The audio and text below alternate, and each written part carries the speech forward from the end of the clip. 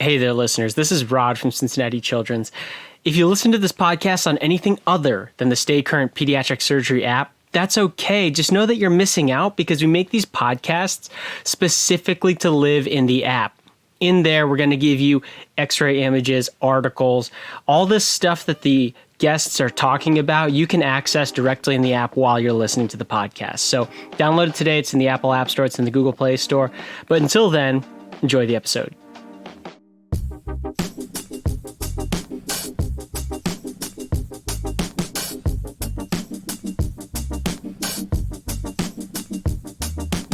In today's political climate, there are a few things more controversial than gun control.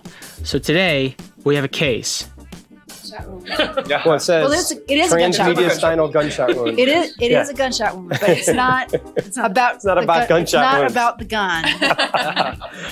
Oh, my bad. We're not talking about that case. Well, sort of. It's about coagulation. Right.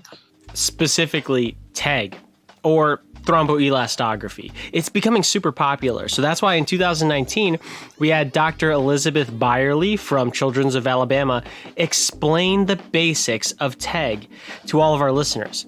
And that's what we're going to be doing. We're going to give you our favorite sessions from update courses of the past. So enjoy today's Update Course Rewind on TEG.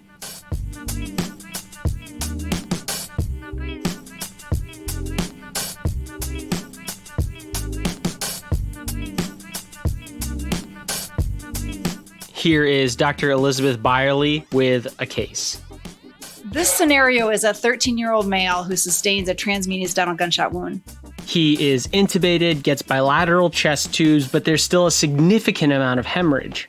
So they've activated the massive transfusion protocol and have decided to go to the operating room because the child is having exsanguinating hemorrhage. But while you're still in the ED, you get a whole bunch of stat labs, including a TEG, or a thromboelastography. And on that test, it's been reported to you as a surgeon that the R time is prolonged.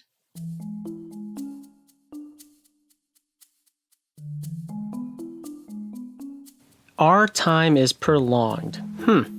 So what does this kid need to get transfused? I'll let you think about it. But in the meantime, you might have heard some different terms for TEG. For example, ROTEM. What's the difference? It's known by two different terms, TEG or ROTEM, and they are basically the same test. It's just the way the machine makes the clot is just a little bit different. And it's a point of care test, meaning you don't have to necessarily send this to the lab. You could have a machine in the ED or in the OR. You can get results in real time, track this curve. And what it looks at is it looks at the clotting cascade and identifies what might be the best product to use to help with abnormal clot formation. And what do the results look like? Scroll under the media player, open it up. There's an image of what the TEG curve should look like. So this is basically the output that you would get from a TEG or ROTEM. It looks like a sideways wine glass. How do you break this down? The first thing you look at is the R time, and that's actually the time that it takes for the clot to start forming. And that depends upon your coagulation factor. So if your R time is prolonged, you should give fresh frozen plasma. The next thing that you look at is the K time. And that's the time it takes for the clot to reach a fixed strength. And this is dependent upon fibrinogen. So if the K time is low, administer cryo because that's where most of the fibrinogen is available. Next, look at the alpha angle. The alpha angle is actually the speed of fibrin accumulation, and it's related to the kinetics of the clot. It's also dependent on fibrinogen, so you can also give cryoprecipitate if this is low. Next, look at the MA. The maximum amplitude is the highest vertical amplitude of your TEG, which is the maximum strength of your clot, and that depends upon your platelets. Not just the number, but the quality of those platelets. So if you have an adequate number of platelets, you may want to consider giving DDAVP to help with platelet function, or transfuse platelets as needed. And then lastly, the L30. The 30-minute clot lysis. So in other words, the percentage of clot lysis 30 minutes after your maximum amplitude.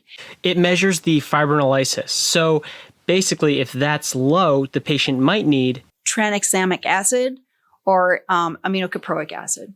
Sounds awesome, but it's probably a little bit institution based on whether or not you can utilize TEG in the pediatric trauma patient. We do. We use TEG. That's Dr. Mira Kodegal. She's a pediatric surgeon at Cincinnati Children's Hospital. As part of our workup for trauma. And we use it obviously in the operating room for patients who have significant coagulopathy or in the PICU. And I think it does help you be much more directed. And that's in comparison to the usual 1-to-1-to-1 ratio that we're always taught. I need this dumbed down for me a little bit. That's Todd Ponsky, pediatric surgeon at Cincinnati Children's Hospital. Let's go through this again. What does the result look like? And do you have to have this table in front of you to... So the result looks like that diagram down there. So how does... Well, it depends upon your laboratory. Some laboratories will provide you with, they'll say your R time is prolonged, suggest FFP administration. They'll give you the suggestion. Yes, it depends upon your lab. And it comes back within an hour usually, or... Well, it depends upon if you have rapid TEG or not. Okay. It can take up to 3 hours to come back if it's not a rapid TEG. Rapid TEG is about less than an hour. 30 minutes to an hour. It also depends on your institution. That's Ray Hankey, general surgery resident at Penn State University. And whether or not the machine's warmed up, how often you're using it. Because if you're not using it very frequently... So we had to call the lab and tell them, like, hey, we're going to run a TEG. Can you warm it up? If you have the capacity to watch the results as they're coming in. That's Alex Gibbons, general surgery resident at the Cleveland Clinic. You can get 3 of those 4 key pieces of information within 10 minutes because really the only thing you're waiting for the full half hour on is the LY30. So you can kind of respond in real time. Explain to me the tranexamic acid, or how do you even pronounce it? Tranexamic acid. Tranexamic acid. Talk to me about that. The CRASH-2 studied tranexamic acid in adults, particularly, and in life-threatening hemorrhage after trauma, and demonstrated that it had a significant benefit. But keep in mind that there's one major contraindication to giving TXA, head injury. But if this is so popular and it's been around for so long, why hasn't it been adopted for the pediatric trauma patient? It used to be that when the first Nissen was done, the first laparoscopic Nissen, it was 10 years until it was adopted. Our adoption rate has gone down to about less than a year now because of digital. You know, that one of the advantages to ACTs over the TEG is how rapidly you can get them back. So you're standing at the bedside and you're having a hard time figuring out what to do with your ECMO patient who's having circuit issues or whatever. You get that information much more quickly. But there are basically 2 barriers to TEG being more rapidly utilized. You have to, A, know how to use it. And B, have the infrastructure to be able to get it as quickly as possible. All right, so let's summarize. TEG, or thromboelastography, also known as ROTEM, is a method for directed transfusion of blood products when you're resuscitating a patient. That sideways wine glass that we're going to give you the image of under the media player, you can check that out. The way you go through that is like this. Look at the R time. That's the time for this clot to start forming. If that's low, the patient needs FFP. Then you look at the K time. That's your fixed clot strength. That will show you a deficiency in fibrinogen, so you can give cryo. Same with the alpha angle. That's the speed of fibrin accumulation. So you can give them fibrinogen, you can give them cryo. Then you look at the maximum amplitude. That's the highest vertical amplitude of the TEG. It's the strength of the clot. That has to do with the platelets. So if that's low, you can give DDAVP, you can give platelets. Just know that it has to do with the quantity and the quality of the platelets. And then lastly, the LY30, or the lysis at 30 minutes. That is how long it takes for fibrinolysis. So for that, you can give TXA or aminocaproic acid based on the CRASH-2 trial, which we're also going to give you in a link under the media player. So check that out.